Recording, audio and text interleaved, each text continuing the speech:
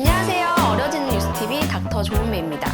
유난히 더웠던 올여름 무더위가 지나니 아침 저녁 일교차가 큰 환절기에 접어들었는데요. 이러한 환절기에 면역력이 약해져 감기에 잘 걸리듯이 우리 피부도 면역력이 약해지면 다양한 원인의 피부 질환에 노출되기도 합니다. 그래서 최근 원장님 얼굴에 좁쌀 여드름 같은 뾰루지가 많이 생겼어요. 손등에 쥐젖 같은 게 여러 개 생겼어요. 하며 내원하시는 분들이 계시는데요. 이 뾰루지를 단순히 좁쌀 여드름, 쥐젖, 비립종으로 오해하고 내원하시는 경우가 많은데 사실은 편편사마귀인 경우가 종종 있습니다.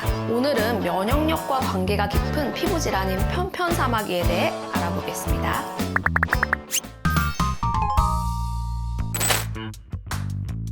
편편사마귀는 HPV, 인유두종 바이러스 감염에 의해 피부 점막 표피가 과다 증식하여 튀어오르는 바이러스성 피부 질환입니다. 피부 면역 체계가 무너지는 것을 주된 원인으로 볼 수 있고 누적된 피로나 불규칙한 생활 습관 등으로 인해 바이러스가 침투해 생겨나게 됩니다. 또 바이러스이기 때문에 전염성이 있는데요. 내 몸 안에서도 다른 부위에 전염이 될 수 있고 또 접촉에 의해 타인으로부터 전염될 수 있습니다. 특히 우리나라는 때밀이 문화라는 것이 있죠. 대중탕에서 공용 떼수건을 통해서 옮기도 하고 또 피부관리실 같은 곳에서 제대로 소독되지 않은 해면 등을 통해서 옮기도 합니다. 하지만 접촉한다고 100% 옮는 건 아니고요. 피부에 상처가 있다거나 임신 중이거나 다른 요인 등으로 면역력이 떨어질 때 발병하게 되는 거죠.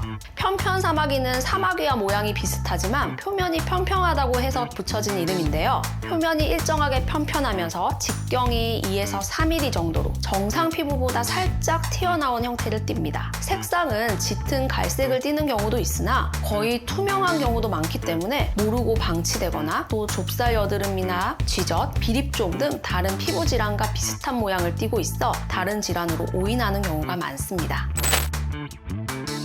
편편사마귀는 발견하는 즉시 적절한 관리와 치료를 받아야 증상이 악화되는 것을 막을 수 있는데요. 주로 피부과에서 시행되는 치료법으로 냉동치료, 레이저치료, 약물치료 등이 있으며 병변이 심하지 않은 경우 대부분 CO2 레이저를 이용하여 치료합니다. 그 밖에 색소를 동반한 작은 편편사마귀의 경우엔 클라리티와 같은 색소 레이저를 이용하여 치료하기도 하는데요. 이 방식은 물리적으로 병변을 파내는 것이 아니라 색소를 공략하여 태우는 원리로 시술 후 상처가 없기 때문에 듀오덤과 같은 재생밴드 관리가 필요 없다는 것이 장점입니다. 하지만 큰 사마귀에는 적용이 힘들기 때문에 광범위하게 편편사마귀가 있는 분들을 대상으로 CO2 레이저와 병합하여 사용하고 있습니다. 편편사마귀가 수십 개 이상 많은 분들은 1회 치료로 완벽한 치료가 힘들고 재발 가능성도 높기 때문에 1회 치료 후 3에서 6개월 주기로 꾸준히 반복 치료를 받아야 완치가 가능합니다. 그리고 레이저 제거가 불가능할 만큼 전신의 사마귀가 심하거나 반복적인 레이저 치료에도 재발이 잦은 분들의 경우 고용량 시메티딘 복용을 통한 면역요법을 시행하기도 하기 때문에 치료를 포기하신 분들도 관심을 가지면 좋을 것 같아요.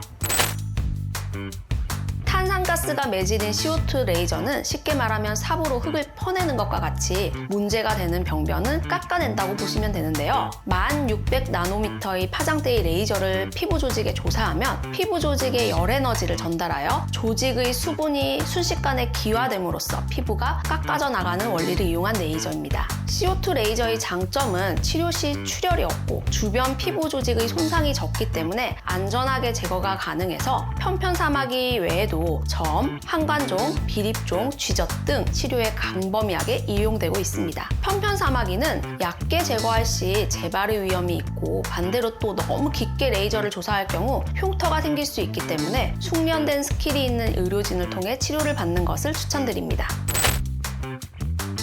앞에서 편편사마귀는 전염성, 바이러스 피부 질환이라고 말씀드렸죠? 일단 불특정 타인이 쓰던 떼타월이라던가 수건을 쓰지 않는 등 전염을 예방하는 것이 가장 중요합니다. 그 밖에 치료와 예방을 위해 필요한 것은 면역력의 유지와 강화입니다. 다 아시다시피 균형 잡힌 식생활과 규칙적인 생활, 운동을 통해 면역력을 강화하는 것이 좋겠죠? 또 편편사마귀가 한두 개 발견이 된다면 확산을 막기 위해 초기에 치료를 받는 것이 가장 중요합니다. 오늘은 편편사마귀의 원인과 치료 방법에 대해 자세히 알아보았습니다. 오늘의 영상이 도움이 되셨다면 구독과 좋아요 눌러주세요. 감사합니다.